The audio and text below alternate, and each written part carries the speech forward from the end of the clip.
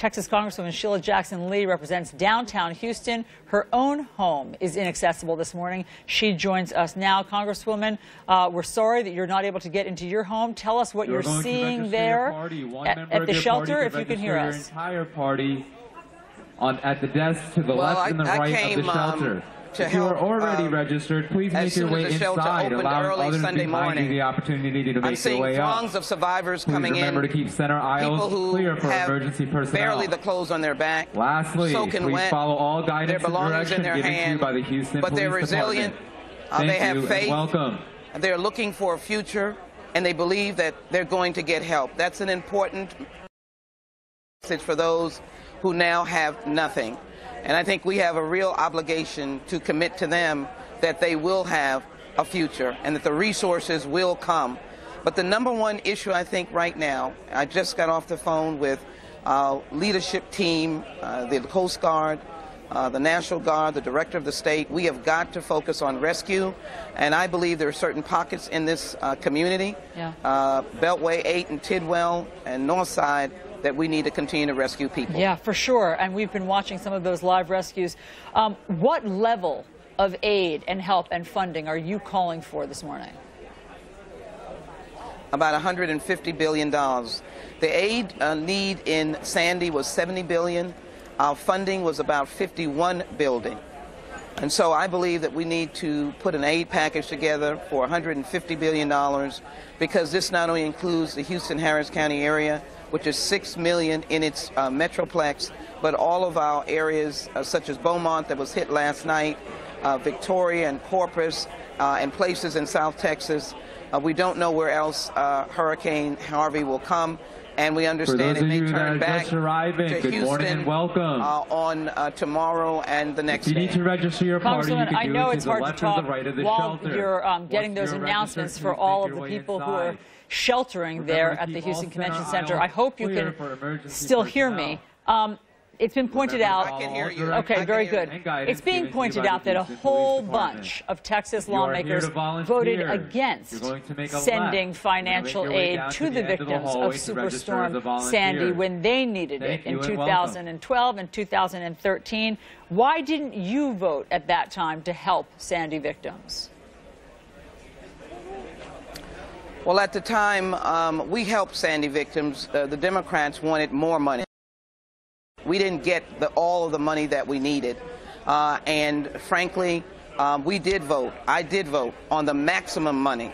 Unfortunately, it did not pass. But explain the vote, just so that we're clear, Congresswoman, just so that we're clear. Why didn't you vote for H.R. 152? That was the one that was the Appropriations Act of 2013. That all sorts of Texas lawmakers voted against, and you just did not vote. Why did you skip that one? As I said, I voted on legislation to help the Sandy Hook victims on many occasions, and therefore, and Sandy Superstorm voted on many occasions. As we go forward, I am hoping that we will not have the kind of conflicts and the diminishing of monies that the Texans do need. That's what is important. The Sandy Hook vote took many times, and my vote was for the maximum amount of money. I can account for those votes, and therefore the important idea is to make sure that you voted when the money was needed. I did that, and I expect for the money to be voted on here in a bipartisan. The Speaker, if the President is here in Texas, I hope he comes here with a message of unity, that he will not shut the government down, and that he will, in fact, be able to provide that maximum amount of money. Yes, and that's what I think is very important. The President sounds as though he's promising that, but just so that everybody is clear, we're talking about Superstorm Sandy.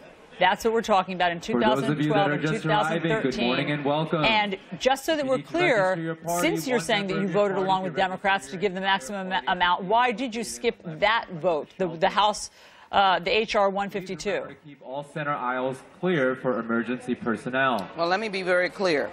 Remember to follow all direction and guidance given to you by the Houston Police Department. If you are here to volunteer, you're going to make a left in the main hallway and make your way towards the end and register. And so I think it's important to focus on what was offensively done. And here in Houston and Harris County and the state of Texas, we're going to be on the offensive in introducing an aid package to make sure that we have the funding for what is needed. I am asking all of those who are impacted, all of our departments, first responders, police, firefighters, the state operations, to provide the medical help that is being so effectively given. St. Joseph Hospital, all of those resources, we hope to put in an aid package and get the vote going forward. And we thank you for being with us. And just one last note, Governor Chris Christie of New Jersey says he is urging all of the New Jersey House members to help Texas. Despite whatever happened in 2012 and 2013, he understands, having lived through it, that Texas really needs help. Congresswoman Jackson Lee, thank you very much for being here. Obviously, we're thinking of you. We